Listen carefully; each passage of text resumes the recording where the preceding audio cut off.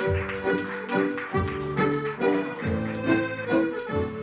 underwater, and I don't remember how I got from the water to the side, out of the water, on the bank. I do remember coughing my lungs out. I do remember the beautiful sun warming my body because I was freezing. And I remember, thanks God, I'm alive. I survived it. 8:30, Saturday morning, 28th of December 1968, there was a knock at my door and I answered it. And a total stranger's standing there and she said, "Oh, how's your husband?" "Beg your pardon? How's my husband?" "Oh yes, there's been a plane crash. He was in it. There's 2 people killed and 2 injured."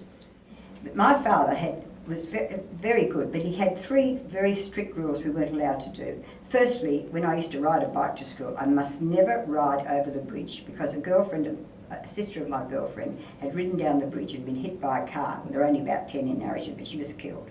Secondly, my father was a locomotive engine driver and we were forbidden, when we took a shortcut over the creek and through the railway yards over the bridge to go to school, we must never go between the trucks because if there was an engine on the end shunting the trucks, it would have been history. So that, and the third one was you must never gallop a horse on the bitumen. Anyhow, I obeyed these rules as much as I could. Anyhow, this day... Well, I guess in most households there's some form of a pecking order. Who's the top dog, how far down the ladder you are, and who's on the bottom rung. In our household we've got 3. I'm right down the bottom. Deb's fairly close to the top. And right on top of the ladder is our 4-legged, hairy, adopted son. We were out on the backfield just playing around, you know, summer. We were mucking about in the field and having a really good time. However, 2 girls that saved us came to the front door. Knock, knock. "Hello, missus, are you girls all right?" "What do you mean, are my girls all right? What are you talking about?" "Oh, didn't they tell you they nearly drowned 2 weeks ago at Quarry Lodge?"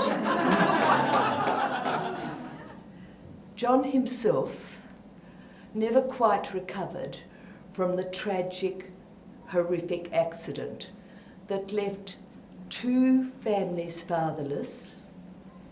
His best mate, Bob, left a pregnant wife and 3 pre-high school children. They were at primary school.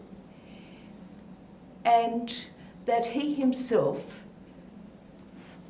came out of this with very little injury makes me realise that perhaps our lives are preordained.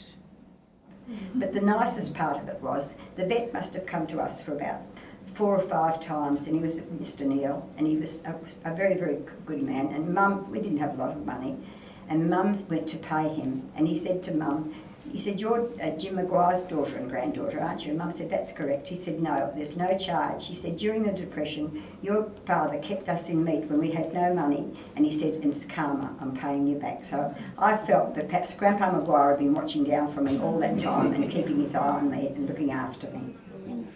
You know, I kept looking. I didn't know whether to get my ute and drive right around there and see if it was go through the trees. And I thought, well, I'll try one last time. As you can probably understand, I've got a fairly loud voice and I've got a very loud whistle. So I whistled him. And he comes.